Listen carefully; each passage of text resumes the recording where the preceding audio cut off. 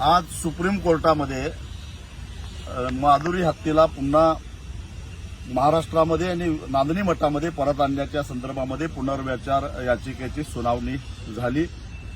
राज्य सरकार, वणतारा आणि नांदणी मठाने संयुक्तपणानं भूमिका मांडली की नांदणी मठानं 7-8 एकर जमीन वणताराच्या देखरेखीखाली माधुरी हत्या आणि इतर हत्यांच्यावर सुद्धा चांगल्या पद्धतीने उपचार करण्यासाठी जागा उपलब्ध करायला तयार आहे। महाराष्ट्र सरकार त्याच्यावर लक्ष ठेवून असेल तेव्हा सुप्रीम कोर्टानं माधुरी हत्येला वणतारामध्ये पाठवण्याचा जो निर्णय दिलेला होता तो बदलून हाय पॉवर कमिटीकडे जाण्याची परवानगी द्यावी आणि हाय पॉवर कमिटीच्या आदेशानुसार माधुरीला पुन्हा नांदणीमध्ये आणण्यासाठी प्रयत्न करावेत, यासाठी ही याचिका दाखल झाली होती। आज सुनावणी झाली आणि सुप्रीम कोर्टानं हाय पॉवर कमिटीनं सगळ्या वस्तुस्थिती समजावून घ्यावी आणि माधुरी हत्तीच्या आरोग्याची काळजी करून योग्य तो निर्णय घ्यावा, असा